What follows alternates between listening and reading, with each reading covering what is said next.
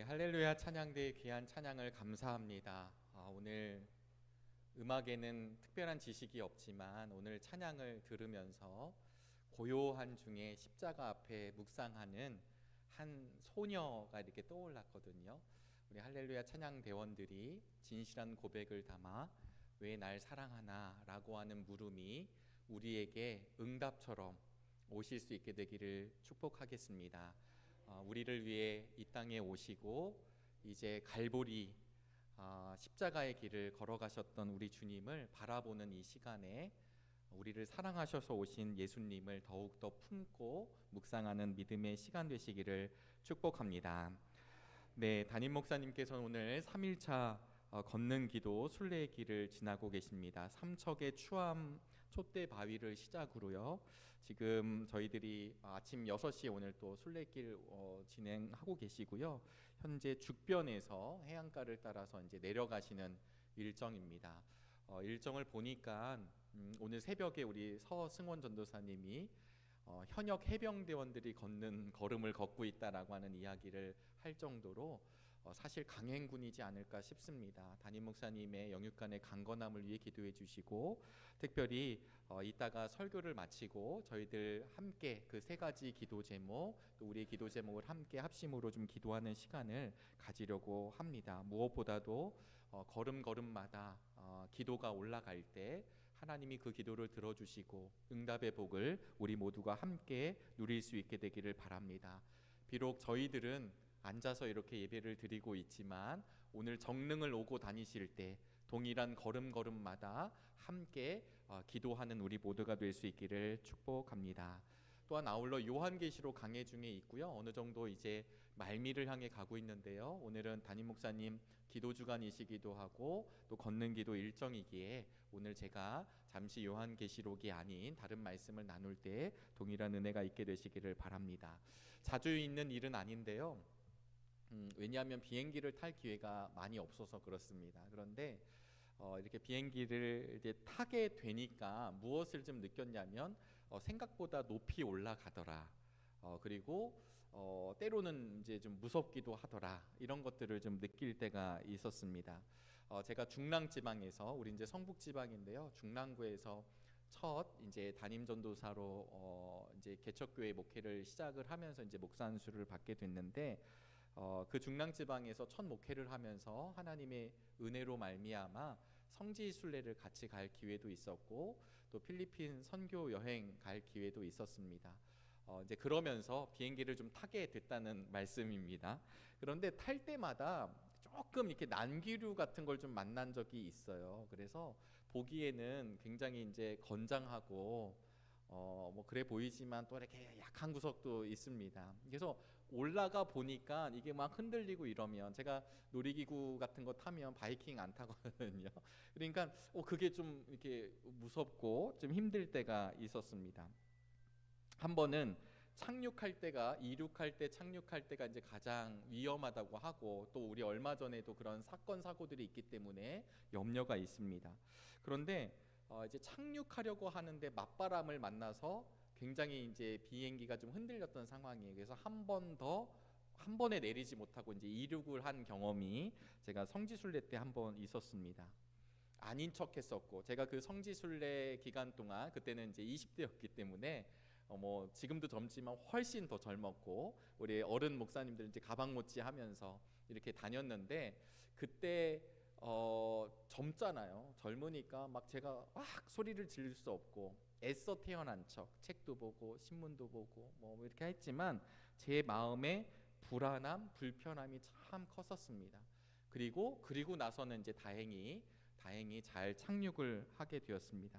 그때 저에 있었던 생각이 무엇이냐면 하늘 위를 날아서 참 좋고 빨랐지만 불편하다, 조금 불안하다라는 마음을 느끼게 되었습니다.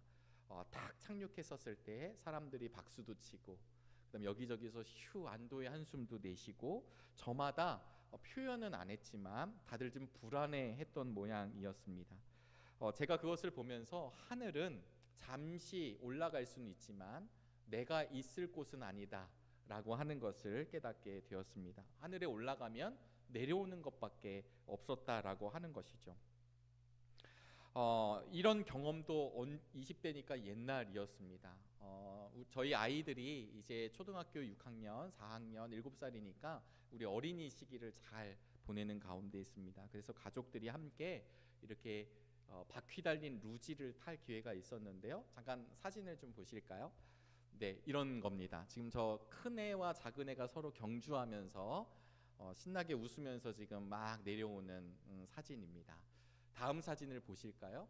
이걸 하기 위해서는 높은 곳에서 내려와야 되니까 리프트를 타고 올라가야 되겠죠. 걸어서 올라가긴 너무 힘이 드니까 올라가는, 그러니까 처음에 올라갔다가 쭉 한번 타고 내려오고 다시 리프트를 타고 올라가는 장면입니다. 확대해 보겠습니다. 접니다. 이제 잘 보시면 막내와 제가 타고 있고요. 앞쪽에는 엄마와 두 아들이 타고 있습니다.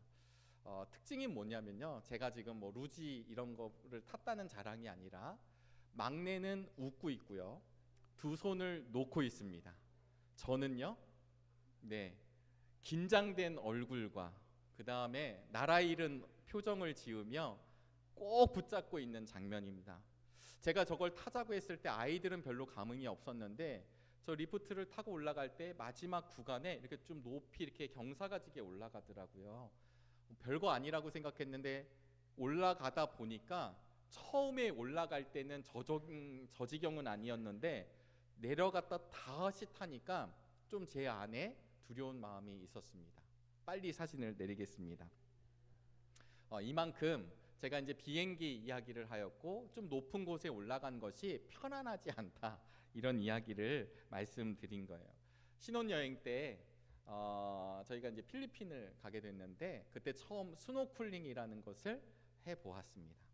개인적으로는 물을 그다지 좋아하지 않지만 그래도 남편이었기 때문에 함께 스노클링을 했습니다. 이렇게 마개를 끼고 그 다음에 우리나라 바다와 같지 않는 아주 이렇게 화려한 바닷속을 이렇게 보는 거였잖아요. 재미도 있었고 좋기도 했었습니다. 그런데 조금 지나니까 저는 그렇게 그것이 편하지가 않았어요. 왜냐하면 이거 하다가 호흡이 막히면 어떻게 되지? 순간이지만 상어가 오면 어떡하지? 젤리피쉬 같은 작은 화려한 물고기들이 독이 있다고 하는데 오면 어떡하지? 라고 하는 생각을 하게 됐습니다. 제가 육지에서 상어를 만난다면 얼마든지 때려잡을 수 있지만 물속에서 상어를 만나면 아무리 제 몸이 이렇게 든든해 보여도 아무렇지 않게 상어를 이길 수 없다라는 것을 잘 알기 때문입니다. 그러니까 제가 하늘도 올라가 보고 잠깐이지만 물속에도 잠깐 들어가 보니까 제가 살 곳은 아니다. 잠깐은 들어갈 수 있지만 이런 생각을 했습니다. 새는 하늘에 있어야 하고요, 물고기는 물속에 있어야 하고 사람과 동물들은 땅에 있어야 합니다. 그때가 가장 안전하고 가장 강하고 가장 평안할 수 있다는 사실을 일상의 경험에서 저는 다시 한번 느끼게 되었습니다. 왜 그러냐 하면 모든 세상의 피조물들은 하나님께서 만드신 법칙에 따라 살 때, 하나님의 창조 질서에 따라 살아갈 때 가장 평안할 수 있다라는 사실입니다. 갑자기 고래가 육지 위를 걸어 다닌다거나 새가 내려와서 여기서 생활을 한다거나 하면 어색하기도 하고 이상하기도 하면서 무엇보다는 그렇게 살아갈 수 없다라는 것이죠. 우리 화면을 잠깐 보시면 사도행전 17장 26절에 이런 말씀이 있습니다. 그분은 인류의 모든 족속을 한 혈통으로 만드셔서 온 땅 위에 살게 하셨으며 그들이 살 시기와 거주할 지역의 경계를 정해 놓으셨습니다. 그러니까 피조물들에게 정해진 한계가 있다라는 말씀이기도 하고 하나님의 질서의 법칙이 있다라는 말씀입니다. 창세기 2장 7절에 이런 말씀이 있는데요. 주 하나님이 땅의 흙으로 사람을 지으시고 그의 코에 생명의 기운을 불어넣으시니 사람이 생명체가 되었다. 하나님께서 우리 인간을 창조하신 뒤에는요, 그 코에 생기를, 예전 성경에서 우리가 생기를 불어넣으셨다고 이야기하십니다. 생기를 불어넣으시는 과정이 인간에겐 있었어요. 그런데 우리 창세기를 보시면요, 다른 피조물들은 그저 있으라 이러면 이제 생겨나는 거예요. 그러니까 오직 인간만이 하나님이 진흙으로 빚으셔서 하나님의 형상 이마고데이로 하나님이 만드시고 그리고 그 안에 생기를 불어넣어 주심으로 생명이 되었다. 사람이 생명체가 되었다라고 하는 것입니다. 이 말을 요약하면 우리 모두는 하나님 보시기에 영적인 사람들이라는 뜻이에요. 우리가 늘 영육간의 강건함을 기도합니다.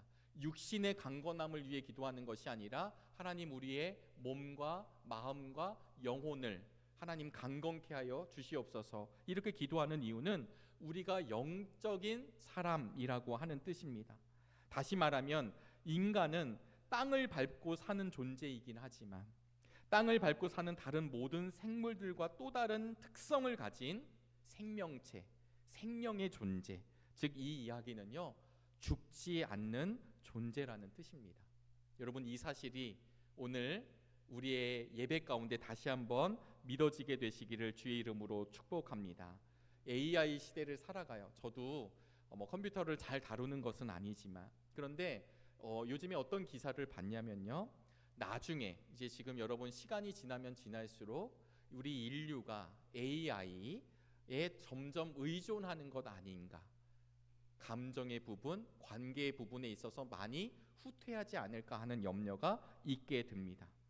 그러니까 사용하기에 편리한 것은 너무 좋고요 또 너무 유익한 것도 많이 있지만 요즘에 미국 대학교 학생들이 AI에게 레포트를 쓰게 하고 그다음 문서를 작성하고 그래서 그 만들어진 것을 학교에다 제출해서 이제 선생님들이 그것을 찾아내는 일, 그게 어찌 미국만 일어나겠어요? 지금도 우리 현실에서도 그러하지 않을까요?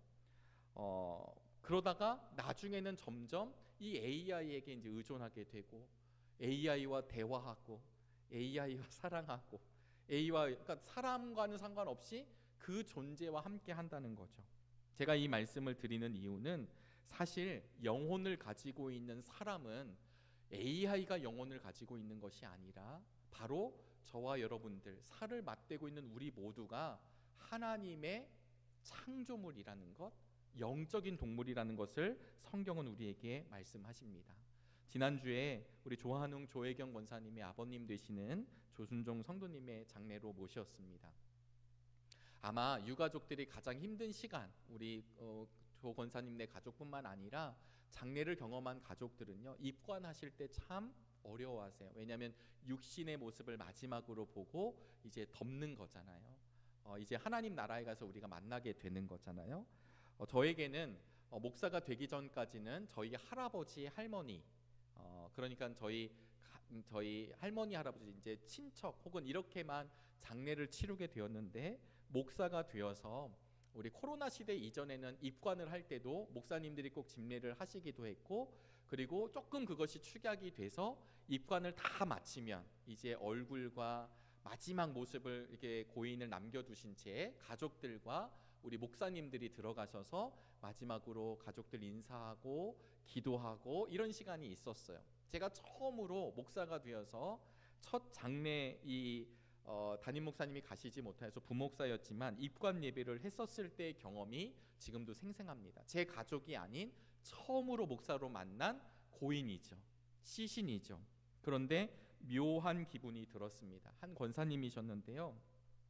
영혼의 어떤 묘함이었어요. 그것은 무서움은 아니었습니다. 어떤 제 안의 영이 느끼는 감각이었습니다. 하나님 나라를 간 권사님, 그리고 언젠가 그 영혼과 같이 하늘나라를 가야 할 내 영이 느끼는 뭔가 꿈틀거림 같은 느낌이었습니다. 우리가 영적인 감각을 갖고 사는 것, 영적인 동물이라고 하는 건 결국 우리 안에 하나님 살아계심을 드러내는 일입니다. 영적으로 내가 두렵다, 이렇게 살면 안 된다 라고 혹시 느끼신다면 그것은 우리의 영이 아직 살아있다는 뜻입니다. 한 세상 살다가 가면 그만이지, 그냥 이렇게 살다가 가면 끝나는 것이지가 아니라 사실은 그것은 영적인 존재를 너무나도 모르는 어리석고 위험한 생각입니다. 사람은 한 세상을 살고 그냥 가버리는 존재가 아니라 한 세상의 삶을 통해 영원한 삶이 결정되는 존재입니다. 사랑하는 우리 정릉의 성도 여러분, 사람은 누구나 영적인 사람이기 때문에 하나님 안에 있을 때에만 평안할 수 있으며 행복할 수 있는 존재임을 다시 한번 붙드시게 되기를 축복합니다. 하나님을 떠나게 될 때, 그러면 우리는 알 수 없는 존재의 두려움과 불안함이 끝없이 우리를 지배해 가기 시작합니다. 물을 떠난 물고기가 자유롭게 살 수 없고요, 날개를 잃은 새가 땅에서 평안히 살 수 없음 같이 하나님을 떠난 사람은 내가 아무리 부요하다 할지라도, 아무리 풍부하다 할지라도, 아무리 모든 걸 잃었다 할지라도, 아무리 내가 건강하다 할지라도 사실은 불쌍한 불안한 존재일 수밖에 없다라는 사실입니다. 오늘 본문은 다윗이 지은 시편인데요, 다윗은 영으로 하나님을 찬양했던 사람입니다. 그는 그의 삶이 곤고할 때나 그의 삶이 형통할 때나 늘 하나님의 살아계심을 인정하고 그분을 향해 찬양했으며 그분 앞에 엎드렸던 사람이었습니다. 다시 요약하면 삶의 형편과 관계없이 하나님으로 인해 풍요로운 인생을 살았던 사람이 우리가 잘 아시는 다윗 왕이죠. 그는 어디에 있든지 하나님의 사랑과 은총 안에 있음을 고백했기 때문에 스스로 위험한 일을 경험할 때에도, 곤고하였을 때에도 그 순간에 불안해하거나 두려워하지 않는 거예요. 여기서 불안하거나 두렵지 않다라는 건 늘 당당했다는 얘기가 아니라 그가 엎드려질 일이 있지만 나와 함께 하시는 하나님을 기억하고 있었기 때문에 이내 두려움을 내려놓고, 이내 무서움을 내려놓고 하나님 앞에 찬양하며 기도했던 다윗입니다. 그러기에 그런 다윗은 그가 죄를 저질렀음에도 불구하고 회개할 수 있었고요, 회개하였던 다윗을 향하여 하나님은 내 마음에 합한 자라고 하였습니다. 다윗이 한 번도 나쁜 일을 하지 않고, 다윗이 한 번도 흐트러지지 않고, 다윗은 우리와 전혀 다른 성정의 사람이기에 택함을 받은 것이 아니라 우리와 똑같았지만 그가 분명했던 건 하나님이 나와 함께 하신다는 것을 알고 있었다라는 사실입니다. 다윗은 오늘 본문 7절에 이렇게 고백합니다. 내가 주님의 영을 피해서 어디로 가며 주님의 얼굴을 피해서 어디로 도망치겠습니까? 하늘에 올라갈지라도 바다 끝에 거할지라도 주님의 손이, 주님의 오른손이 나를 붙들고 있다는 믿음의 고백을 다윗이 하고 있습니다. 물속에서 아무리 상어를 만난다 할지라도, 내가 하늘 높이 날아가서 엄청난 기류를 만나서 흔들린다 할지라도 내가 평안할 수 있다는 사실은 그 안전함을 담보하는 것이 아니라 하나님이 나의 인생을 붙들고 계시고 하나님이 나의 생명을 주관하고 계시다는 믿음이 우리에게 있게 되기를 간절히 바랍니다. 그래서 다윗은요, 흑암이 나를 덮고 밤이 될지라도, 인생의 끝 온다 할지라도, 죽음의 그늘이 나를 덮는다 할지라도 두려워하지 않는 담대함과 용기는 바로 살아계신 그분 때문에 있음을 고백합니다. 우리 12절 말씀인데 오늘 본문은 10절까지 읽었지만 우리 12절 말씀을 함께 읽어보도록 하겠습니다. 주님 앞에서는, 우리 12절 말씀인데요, 우리 시편 139편 12절 말씀입니다. 주님 앞에서는 어둠도 어둠이 아니며 밤도 대낮처럼 밝으니 주님 앞에서는 어둠과 빛이 다 같습니다. 아멘. 여러분, 이렇게 이야기할 수 있는 은혜가 우리에게 날마다 있게 되시기를 간절히 바랍니다. 우리가 비록 땅을 딛고 산다고 할지라도, 우리가 비록 안전하려고 하기 위해서 하늘엔 안 올라가고 물속에 안 들어가고 안전한 곳으로만 다닐 수 있습니다. 그러나 그렇다고 해서 평안해지는 존재는 안 됩니다.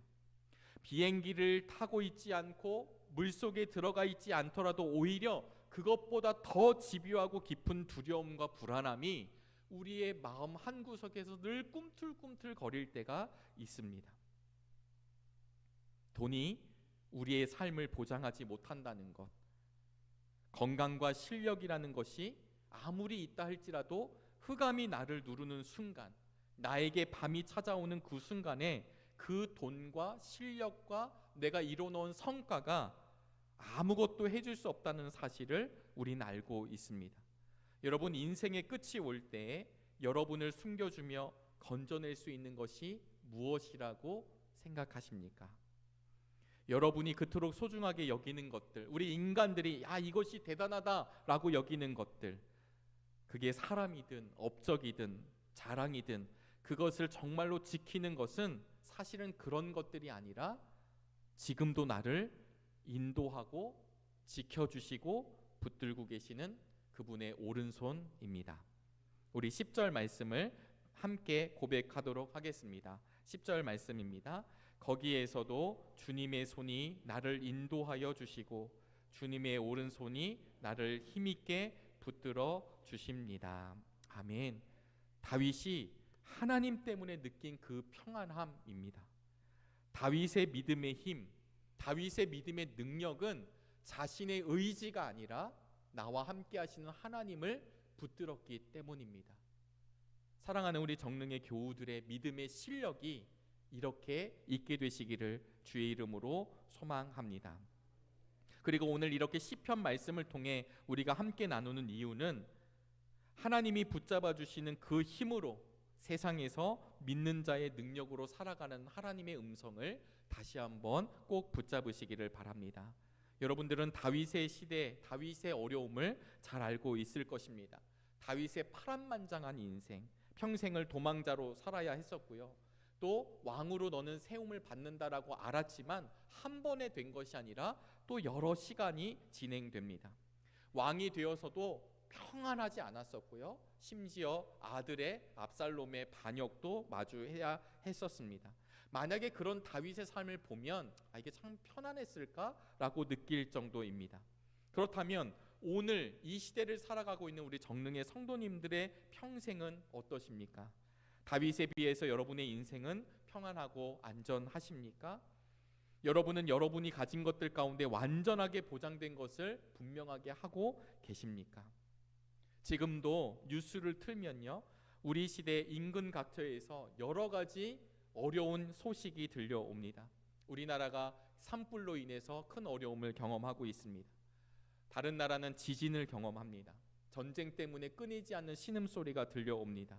기아의 소식이 들려옵니다. 전쟁의 위협도 들려옵니다. 이것도 알려진 것만 저희가 아는 것이지 모르는 일은 모른 채로 들려집니다.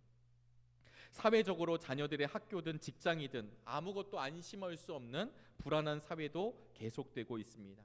사실 아침에 아이들이 학교를 나가지만, 회사로 아버지가 출근하지만, 어머니들이 또 여러 일 때문에 나가시지만 안전하게 돌아오리라는 보장은 사실상 없습니다. 그래서 어쩌면 인사는 다녀올게요가 아니라 갑니다가 맞을 수도 있습니다. 이런 불안과 두려움이 자꾸 우리를 움츠려 들게 합니다. 그리고 숨게 만들고 철저한 자기 방어를 만들게 하고 진실한 교제를 막을 때가 참 많이 있습니다. 그래서 교회들마다, 우리 교회는 참 풍성한 친교회 자리가 있지만 많은 교회들마다 진실한 나눔과 교제가 없고 그냥 예배 1시간 하는 것으로 만족하고 홀로 돌아가는 사람들도 참 많이 있습니다. 여러분, 진실한 평안은 내 마음을 닫고 자기를 폐쇄하는 것에 있는 것이 아니라 오늘 다윗이 고백하였던 것처럼 제가 주님의 영을 피해서 어디로 갈 수 있겠습니까? 라고 하는 다윗의 고백처럼 사실은 하나님 앞에 내 심령을 열고 나아가는 것이 필요합니다. 우리가 믿음으로 사는 한, 예배하는 한, 어디를 가든지 무엇을 하든지 어떤 처지와 형편 가운데 있든지 하나님은 한 번도 여러분을 향한 보호하심의 눈을 외면하신 적이 없다는 사실을 꼭 기억하시기를 축복합니다. 그리고 그 고백을 하는 자들에게 말할 수 없는 평안, 말할 수 없는 안식, 말할 수 없는 소망을 우리에게 허락해 주십니다. 사랑하는 우리 믿음의 성도 여러분, 여호와 샬롬, 하나님이 허락하여 주시는 평안은 그저 달라고 해서 받는 것이 아니라 우리 하나님의 오른손이, 우리 하나님의 두 팔 벌려 나를 안아주셨다는 사실을 분명하게 기억하시기를 간절히 바랍니다. 어쩌면 우리처럼 오랫동안 믿음 안에서 살아온 사람들은 예수 그리스도 없이 사는 사람들의 불안함을 이해하지 못할 때가 분명히 있습니다. 그러나 오늘 예배를 드리고 있는 우리 모두는요, 물속에 빠진 자의 불안함으로, 공중에 떠 있는 자의 두려움으로 세상을 한 발짝 한 발짝 살아가는 사람들을 볼 수 있게 되기를 소망합니다. 우리가 받은 구원의 이름, 우리를 붙잡는 여호와 하나님의 손길, 창조주 하나님의 손길을 전하는 사명이 우리에게 있습니다. 애써 태어난 척하지만, 애써 아무렇지 않은 척하지만 예수 그리스도를 알지 못하는 그 영혼 가운데 알 수 없는 불안감과 힘듦으로 고민하고 고뇌하는 영혼들이 있다는 사실을 하나님의 긍휼의 마음으로 함께 바라볼 수 있게 되기를 주님의 이름으로 축복합니다. 그 속의 영혼들도 머지않아 육신의 장막을 벗고 영원한 나라를 가게 될 영혼들임을 우리가 함께 바라보실 수 있게 되기를 바랍니다. 우리 안에 해결된 평안의 마음이 그들에게도 전해지게 되기를 간절히 바랍니다. 저는 정릉에 온 지 이제 만 2년이 되어가고 있는데요. 제가 정릉에 처음 오던 날 편했을까요? 어땠을까요? 네, 편했어요. 근데 약간 익숙치는 않았습니다. 가끔 우리 권사님들하고 속회도 하고 또 이렇게 말씀도 나누고 하다 보면 아유 그때 이 정릉골 시골이었죠 이렇게 얘기하시는 분, 저에게는 서울이지만 그래서 원래는 딴 곳에 살다가 시집 때문에 이 정릉에 오셨다는 분들의 이야기도 듣게 됩니다. 제가 곰곰이 이렇게 상상해 보면 첫날 밤부터 너무 편하다 이러지는 않으셨을 것 같아요. 왜냐하면 고향을 떠나왔고 낯선 시댁에 들어와 있기 때문이지 않을까요? 그러나 지금은 어떠실까요? 네, 30년, 40년이 지난 지금은 정릉이 내 고향이 되겠죠. 여러분, 지금 사는 곳이 처음부터는 다 모든 사람이 편하진 않지만 그러나 시간이 가면 갈수록 익숙해지고 내가 있는 이 공간, 내가 처해져 있는 이 동네, 이 정릉이 너무 사랑스럽습니다. 괜찮습니다. 그러나 또 이곳에 살다가 다른 곳에 가신 분들도 계시고요. 우리 자녀들 중에 외국에 가서 사는 분들도 계시고요. 그리고 우리는 이 모양 저 모양으로 같은 곳에 꼭 있지는 않지만 흩어져 살아갑니다. 어디를 가도 괜찮습니다. 그러나 믿음으로 사는 한 하나님이 우리와 함께 하시기 때문에 어디를 가든 서로가 중보자가 되어주고 함께 협력하면 참 감사합니다. 그러나 어느 곳이든 어떻게 살든 그곳이 영원한 곳은 아닙니다. 정릉이 우리의 완전한 도착 지점은 아닙니다. 우리가 여기가 아무리 편하고 여기가 아무리 살기가 좋고 여기서 내가 계속 누리며 살고 싶다 할지라도 우리가 반드시 기억해야 할 것이 있는데 그것이 무엇이냐면 결국 우리들은 하나님과 함께하는 그곳으로 가야 한다는 사실입니다. 그래서 우리를 성경은 나그네라 칭합니다. 그래서 우리들은 이 삶으로 결정되는 영원한 하나님의 나라를 소유하고 살아가실 수 있게 되길 바랍니다. 그래서 우리에게 맡겨진 사명이 무엇일까요?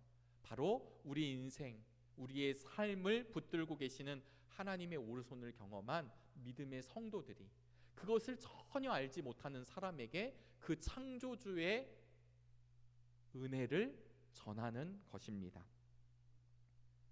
그분이 지금 나의 삶의 가장 큰 위로와 소망과 생명이 되며 그분을 전하는 것이 우리가 사는 가장 중요한 목적임을 다시 한번 깨달을 수 있게 되기를 바랍니다. 나라와 민족이 어수선합니다. 우리는 늘 기도하고 있는 가운데 있습니다. 세계 정세가 흔들리고 있습니다. 경제적으로 어렵다 하고 있습니다. 관계들이 깨어지고 있습니다. 전쟁의 소식이 끊이지 않고 있습니다. 난리에 난리가 일어나고 소문에 소문이 들려오는 이때에 여러분들은 어떤 마음으로 그 소식들을 들으십니까? 혹시 염려가 되십니까? 두려우십니까?